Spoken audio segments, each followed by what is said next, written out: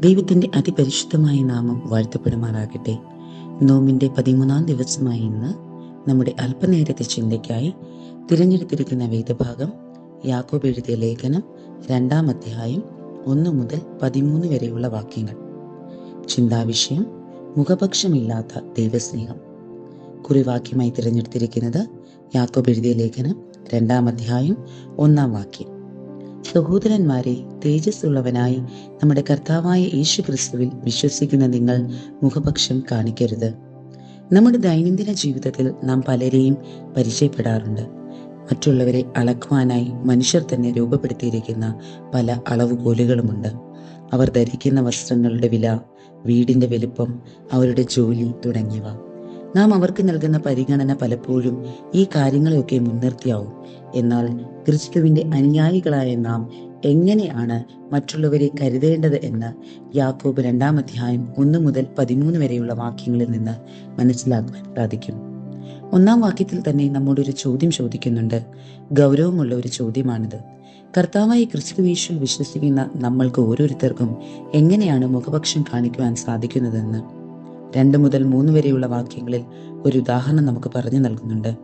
നമ്മുടെ ദേവാലയത്തിലേക്ക് പൊന്മോതിരവും നല്ല വസ്ത്രവും ധരിച്ച ഒരു ധനികനും അഴുക്കുപുരണ്ട വസ്ത്രം ധരിച്ച ദരിദ്രനും വന്നാൽ നാം ആർക്കായിരിക്കും പ്രാധാന്യം നൽകുക? ധനികന് മാത്രം പ്രാധാന്യം നൽകിയാൽ നാം ഉള്ളിൽ പ്രമാണമില്ലാത്ത ന്യായരഹിതരായി വിധിക്കുന്നവരാണെന്ന് നമ്മെ ഓർമ്മിപ്പിക്കുന്നു. പ്രധാനമായും 3 ചിന്തകളാണ് പങ്കുവയ്ക്കുവാനായി ആഗ്രഹിക്കുന്നത്. ഒന്നാമതായി, ദൈവിക തിരഞ്ഞെടുപ്പിലെ വിശ്വസ്തത.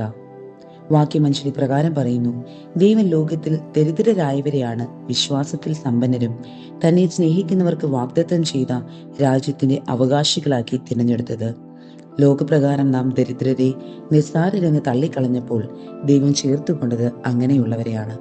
ദൈവം നമ്മിലെ ബാഹ്യമായ പ്രവൃത്തികൾക്കല്ല പ്രാധാന്യം നൽകുന്നത്, പകരം ആത്മീയമായ ആഴങ്ങളിലേക്കാണ് നോക്കുന്നത്.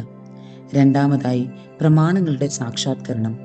വാക്യം 8 നമ്മെ ഓർമ്മിപ്പിക്കുന്നു: കൂട്ടുകാരനെ നിന്നെപ്പോലെ തന്നെ സ്നേഹിക്കണമെന്ന പ്രമാണം അനുസരിക്കുന്നുവെങ്കിൽ നന്ന്.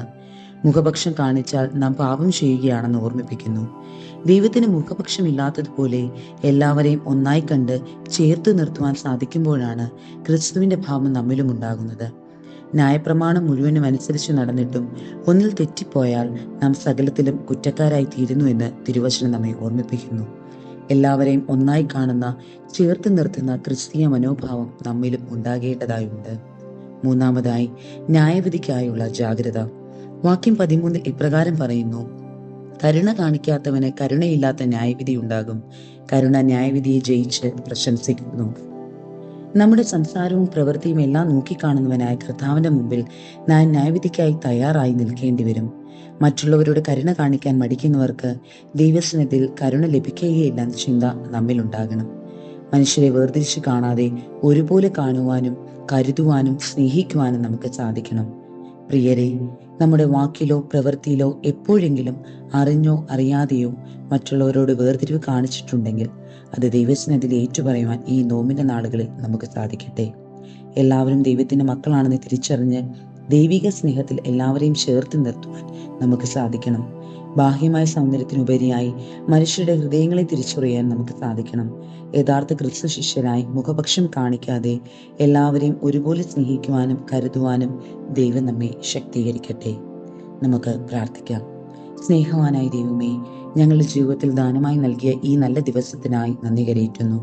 ഞങ്ങൾ വചനത്തിൽ കേട്ടതുപോലെ മുഖപക്ഷമില്ലാതെ എല്ലാവരെയും ക്രിസ്തുവിൽ ഒന്നായി കാണുവാൻ ഞങ്ങളെ ഒരുക്കണമേ. കരുണയുള്ളവരായി, മറ്റുള്ളവരെ കരുതുന്നവരായി, ക്രിസ്തുവിന്റെ നല്ല മാതൃക പിൻപറ്റി ജീവിക്കുവാൻ ഞങ്ങളെ സഹായിക്കണമേ. ആമേൻ.